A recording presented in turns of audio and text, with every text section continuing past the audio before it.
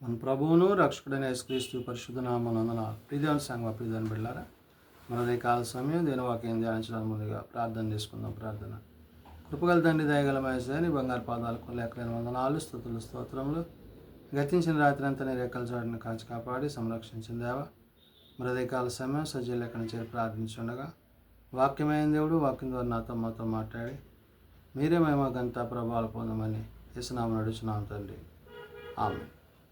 ప్రియదేవుని సంగమ ప్రియదేవుని బిడ్డల నిడుదలకు ఏర్పాటు చేయడం దినవాక భాగము ఆది కాండము 32వ అధ్యాయము 22 నుంచి 32 వచనములు ఈ విధంగా రాయబడినవి. ఆది కాండము 32వ అధ్యాయము 22 నుంచి 32 వచనములు ఈ విధంగా రాయబడినవి. ఆ రాత్రి అతడు లేచి తన ఇద్దరు భార్యలను, తన ఇద్దరు దాసీలను, తన 11 మంది పిల్లలను తీసుకొని యాబోకు రేవు దాటిపోయాను.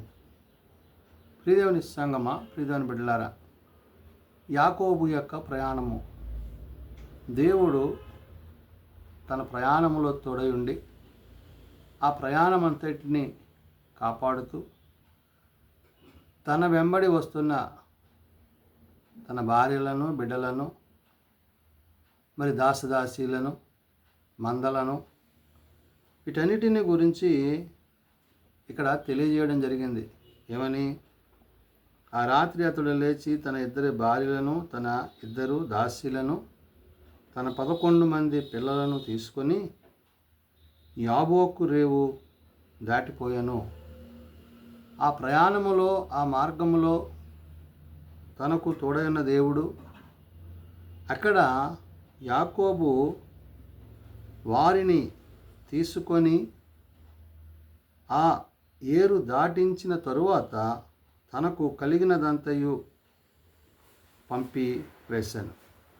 చూడండి, తన ప్రయాణములో కుటుంబంతో ప్రయాణం చేశాడు, బిడ్డలతో ప్రయాణం చేశాడు. ఈ ప్రయాణం అంతటిని గురించి వాక్యం సెలవిచ్చింది. అయితే ఇక్కడ 23లో యాకోబు వారిని తీసుకొని ఆ ఏరు అంటే ఈ యాబోకు రేవు దాటింపు తర్వాత తనకు కలిగినదంతయు పంపివేశాను. ఇప్పుడు ఏదైతే తను సంపాదించి కూడబెట్టాడో అదంతా కూడా మరి బిడ్డలకు, భార్యకి, తనతో ఉన్న అందరికీ ఇచ్చి పంపించేశాడు. అయితే యాకోబు ఒక్కడు మిగిలిపోయాను. ఒక నరుడు తెల్లవారు వరకు అతనితో పెనుగులాడాను. ఇక్కడ యాకోబు తన కుటుంబాన్ని పంపివేసిన తర్వాత, తనొక్కడే ఉన్న తర్వాత జరిగిన సంఘటన మనం చూసినప్పుడు తాను ఒక పోరాటాన్ని కలిగి ఉన్నాడు. ఇక్కడ ఆ పోరాటం ఏంటి? యాకోబు ఒక్కడు మిగిలి పోయెను, ఒక నరుడు తెల్లవారు వరకు అతనితో పెనుగులాడాను. తాను అతని గెలువకుండుట చూచి తొడగూటి మీద అతన్ని కొట్టాను. అప్పుడు అతడు ఆయనతో పెనుగులాడుట వలన యాకోబు తొడగూడు వలిచెను. ఇక్కడ యాకోబు ఒక నరునితో పెనుగులాడాడు. ఆ నరుడు దేవుడు తనకు ఒక పరీక్షగా పంపించాడు. అంటే ఆ పెనుగులాటలో, ఆ పోరాటంలో ఏదైతే తాను దేవుని యందు, వాక్యమునందు, విశ్వాసమందు, తన ప్రయాణమందు దేవుడు తనకు చూపించాడో అవన్నీ గుర్తు చేసుకున్నాడు. కాబట్టి తాను అతన్ని గెలవకుండుట చూచి, ఎవరో ఆ నరుడు గెలవలేదు కాబట్టి అతన్ని కొట్టాను. ఎవరో ఆ నరుడు ఎక్కడ కొట్టాడు? అప్పుడు అతడు ఆయనతో పెనుగులాడట వలన యాకోబు తొడగూడు వలిసాను. ఈ యాకోబు యొక్క ఈ తొడగూడు ఆ పెనుగులాటలో వలిసింది. దానికి అతడు మరి బలహీనతుడయ్యాడు. అందుకనే ఆయన తెల్లవారుచున్నది కనుక నన్ను పోనిమ్మని అతడు నీవు నన్ను ఆశీర్వదించితేనే కానీ నిన్ను పోనీయనని. ఈ పోరాటము ఇదంతా కూడా ఆశీర్వాదం కోసం. ఏ నరుడైతే తన దగ్గరికి యాకోబు దగ్గరికి వచ్చారో ఆ నరుడు తనను ఆశీర్వదించాలని, ఆ ఆశీర్వాదాల కోసము తాను పెలుగులాడాడు. ఆశీర్వాదాల కోసం సమస్తాన్ని మరి ముందుగా తన భార్యను కుటుంబాన్ని అందరినీ పంపించి వేశాడు. ఇప్పుడు ఏమైంది ఇక్కడ? ఆయన తెల్లవారుచున్నది కనుక నన్ను పోనిమని అతడు, నీవు నన్ను ఆశీర్వదించితేనే కానీ నిన్ను పోనీయను. మరి తెల్లారిపోతుంది కాబట్టి ఎవరైతే యాకోబుతో పెనుగులాడిన ఆ నరుడు ఉన్నాడో, అంటే దేవుని చేత పంపబడ్డవాడు, అతను అంటున్నాడు నన్ను పోనీయమన్నప్పుడు, ఆశీర్వాదించితేనే కానీ నిన్ను పోనీయనని చెప్పేసి ఆయన నీ పేరేమని అడుగగా అతడు యాకోబు అని చెప్పాడు. ఈ నరుడు అంటే దేవుడు పంపించిన ఈ నరుడు ఎవరైతే ఉన్నారో ఆయన ఇతను అడుగుతున్నాడు, ఏమని నీ పేరేంటంటే యాకోబు అని అతను చెప్పాడు. తన పేరుని చెప్పినప్పుడు అప్పుడు ఆయన, నీవు దేవునితోనూ మనుష్యులతోనూ పోరాడి గెలిచితివి కనుక ఇక మీదట నీ పేరు ఇశ్రాయేలే కానీ యాకోబు అనబడదని చెప్పాను. ఇప్పుడు నువ్వు ఎవరితో పెనుగులాడావు? దేవునితో పెనుగులాడావు. అంటే దేవుడు పంపించిన ఆ మానవుడితో పెనుగులాడావు. ఈ మానవుడు శరీరధారి. అంటే ఇక్కడ యాకోబుని గురించి దేవుడు పలుకుతున్న మాట ఏంటి? అందుకే ఆయన అంటున్నాడు, అప్పుడు ఆయన నీవు దేవునితోనూ మనుష్యులతోనూ పోరాడి గెలిచితివి గనుక అన్నాడు. అంటే ఈ గెలుపు దేనికి సాదృశ్యంగా ఉందంటే, నరుల మీద విజయాన్ని ఇస్తాను, దేవుని యందు కూడా నీవు విజయం పొందుకుంటావు అనే విషయాన్ని అక్కడ గుర్తు చేసి, నీ పేరు ఇక్కడ ఇక ఏమంటున్నాడైనా, ఇక నీ మీద అంటే అతని పేరు అక్కడ యాకోబుగా కాక యాకోబు యొక్క పేరు మార్చబడింది. ఏమని? ఇక మీదట నీ పేరు ఇశ్రాయేలే కానీ యాకోబు అనబడదని చెప్పాను.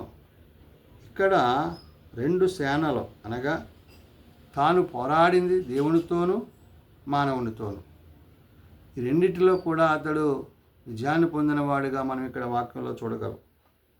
అందుకని అప్పుడు యాకోబు నీ పేరు దయచేసి తెలుపుమని అందుకు ఆయన, నీవు ఎందు నిమిత్తము నీ పేరు అడిగితేవని, నా పేరు అడిగితేవని చెప్పి అక్కడ అతన్ని ఆశీర్వదించాడు. మళ్ళా నీ పేరు ఇశ్రాయేలు కదా, ఇప్పుడు నీ పేరేంటి అని చెప్పి మళ్ళా యాకోబును ఆ నరుడు ప్రశ్నించినప్పుడు ఆ పేరుని బట్టి అని అంటున్నాడు, నువ్వు ఎందు నిమిత్తం నా పేరు అడిగితివని చెప్పి అక్కడ అతను ఆశీర్వదించాడు. అంటే ఈ ఆశీర్వాదాలు పరసంబంధమైనవి. అతని పోరాటము ఇహమందును పరమందును దేవునితో కొనసాగేదనే విషయాన్ని యాకోబు గుర్తు చేశాడు. అందుకనే యాకోబు, నేను ముఖాముఖిగా దేవుని చూచితిని, అయినను నా ప్రాణము దక్కిందనదని ఆ స్థలమునకు పెనూయేలు అను పేరు పెట్టాను. పెనూయేలు అనగా దేవుని ముఖము. అంటే ఆ నరుడు దేవుడు అనే విషయానికి యాకోబు వచ్చాడు. నేను దేవునితో పెనుగులాడాను, ఆయన శరీరధారిగా మానవునిగా నాతో పెనుగులాడాడు. కాబట్టి ఇక్కడ తన పేరు మార్చబడ్డానికి కారణం ఏంటంటే, నువ్వు దేవునితోనూ మానవులతోనూ పోరాడి గెలిచితివి కాబట్టి ఇశ్రాయేలు అంటే దేవుని జనాంగంగా నీ పేరు మరి పిలువబడుతుందనే విషయాన్ని అక్కడ పరిశుద్ధాత్మదేవుడు గుర్తు చెప్పాడు. అందుకనే అతడు పెనీయేలు నుండి సాగిపోయినప్పుడు సూర్యోదయం ఆయను, అప్పుడు అతడు తొడకుంటుచు నడిచాడు. అంటే ఎప్పుడైతే తాను ఆ పోరాటంలో తన తొడగూడు వడిసిందో అందునిమిత్తం తన మరి నడకలో ఆ యొక్క ఇబ్బందిని అక్కడ యాకోబు గుర్తు చేశాడు. అందుకే అంటున్నాడు, అతడు పెనూయేలు నుండి సాగిపోయినప్పుడు సూర్యోదయం ఆయను, అప్పుడు అతడు తొడకుంటుచు నడిచాను. అంటే ఆ కాలు, ఆ బాధ, ఆ బలహీనత ఏదైతే ఉందో దాన్ని అలాగే కొనసాగిస్తూ వెళ్ళాడు. అందుచేత ఆయన యాకోబు తొడగూటి మీద తుంటి నరము అనగా కొట్టినందున నేటి వరకు ఇశ్రాయేలీలు తొడగూటి మీదనున్న తుంటి నరమును తినరు. అంటే ఏదైతే గాయం, ఆ గాయం ఏదైతే ఉందో ఆ గాయాన్ని బట్టి ఆయన ప్రజలైన ఇశ్రాయేలీలు మరి ఆ తొడగూటి అంటే ఆ యొక్క నరాన్ని, ఆ ప్రదేశాన్ని వారు భుజించరు అనే విషయాన్ని ఇక్కడ వాక్యం సెలవిస్తుంది. అంటే ఏది దేవుడు తన విషయంలో, యాకోబు విషయంలో జరిగించాడో ఆ జరిగించిన విషయంలో యాకోబు కలిగిన ఆ యొక్క గాయం ఏదైతే ఉందో ఆ గాయాన్ని బట్టి, ప్రదేశాన్ని బట్టి వారు ఆ ప్రాంతాన్ని మరి నిషేధించిన వారిగా మరి దేవుని ప్రజగా ఉన్నారు. ఎందుకంటే యాకోబుని దేవుడు ఇశ్రాయేలుగా చేశాడు. ఇశ్రాయేలు అనగా దేవుని జనాంగం కాబట్టి, దేవునితో పోరాడువాడు కాబట్టి, ఆ పోరాటాన్ని బట్టి దేవుడు అతన్ని ఆ విధంగా నిలిపాడు అని ఇక్కడ పరిశుద్ధాత్మ దేవుడు వాక్యం ద్వారా తెలియజేస్తున్నాడు. ప్రార్థన చేసుకుందాం. ప్రేమ నమ్మకం కలిగిన మా తండ్రి, కృప కలిగిన దేవా, నిజమైన ఆయన, నీవు నీ సేవకుణ్ణి, భక్తుణ్ణి మరి యాకోబు యొక్క పరిచర్ని బట్టి, ప్రయాణాన్ని బట్టి తన భార్యలను, దాసీలను, బిడ్డలను కలిగిన సమస్తాన్ని నాయన ఆ యొక్క ఉన్నతమైన స్థితిలోనికి నీవు కాపాడుతూ నడిపిస్తూ ఆ యొక్క రేవు దాటిన తరువాత నాయనా నీవే నీ దాసునితో పోరాడి నీ దాసునికి కావలసిన విజయాన్ని, శక్తిని, బలాన్ని, ఆశీర్వాదాన్ని ఇచ్చి ఇక్కడి నుంచి నీవు యాకోబును పడవు ఇశ్రాయేలుగా పెరబడతావని చెప్పి నీవు దీవించావు.